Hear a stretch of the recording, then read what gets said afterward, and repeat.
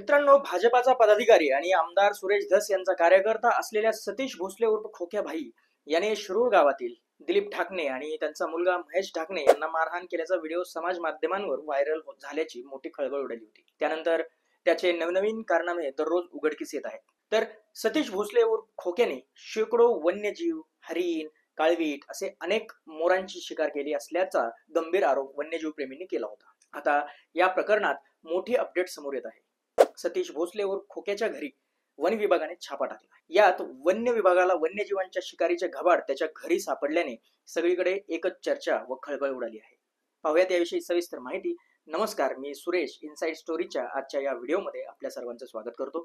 मित्रांनो, बीडच्या शिरूर तालुक्यातील बावी या गावातील डोंगर परिसरामध्ये मोठा हरणांचा कळप असून या कळपाला संपविण्याचे काम सतीश उर्फ खोक्या भोसले आणि त्याच्या गँगने केल्याचा आरोप करण्यात आला होता. बावी गावातील ढाकणे यांच्या शेतालगत असलेला डोंगर हा डोंगरामध्ये हरिण पाणी पिण्यासाठी आणि चारा खाण्यासाठी येत होते. मात्र त्याच हरणांना पकडण्यासाठी, त्यांची शिकार करण्यासाठी सतीश भोसले आणि त्याची गँग जाळी लावत होती. या गँगला ही जाळी लावू नका म्हणून मज्जाव केल्यानंतर तशी सूचना करणाऱ्यांनाच मारहाण करण्यात आली होती. याबाबत वन विभागाने दखल घेऊन वरिष्ठ अधिकारी घटनास्थळी दाखल झाले आणि त्यांनी घटनास्थळाची पाहणी केली होती. यानंतर सतीश भोसले उर्फ खोक्याच्या घरी वन्यजीवांच्या शिकारीचे घबाड सापडले आहे. धारधार शस्त्र, जाळी, वाघूरसह आणि अनेक गोष्टी वन विभागाला आढळून आल्या आहेत. प्राण्यांचे मांस देखील पोलिसांना आढळले आहे. जिल्हा वन अधिकारी अमोल गरळकर यांच्या मार्गदर्शनाखाली 40 अधिकारी आणि कर्मचाऱ्यांनी ही धाड टाकली होती. दरम्यान वन विभागाला उशिरा जाग आल्याने वन्यजीव प्रेमींनी संताप व्यक्त केला आहे. सतीश भोसले हा मागील 5 वर्षापासून राजकारणात सक्रिय असून तो शिरूर कासार तालुक्यातील झापेवाडीचा रहिवासी आहे. त्याच्याकडे भाजपाच्या महाराष्ट्र भटके विमुक्त आघाडीचे पद आहे. सामाजिक कार्यातून ओळख निर्माण केली आहे. तसेच पारधी समाजासाठी सामाजिक कार्य केलं आहे. याआधी सतीश भोसलेवर गंभीर गुन्हे दाखल झाल्याची माहिती मिळत आहे. अलीकडच्या काळात सुरेश धस यांच्याशी संपर्क आल्याने जवळीक वाढली होती.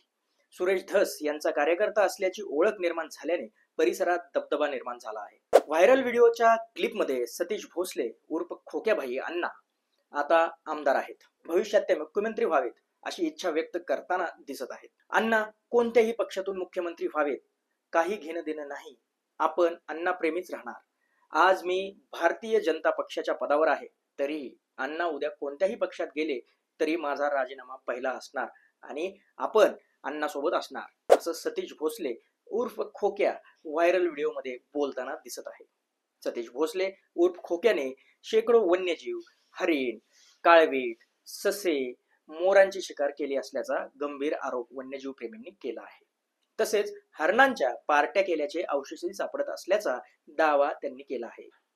शिरूर परिसरातील वन्यजीव प्रेमी माऊली शिरसाट यांनी म्हटले आहे की आमच्या परिसरात प्रचंड प्रमाणात हरणांचा वावर आहे. मात्र गेल्या 2-3 वर्षात मोठ्या प्रमाणात हरिण, मोर आणि ससा यांची संख्या कमी झाली आहे. दिवसाढवळ्या हरणाची शिकार केली जात आहे.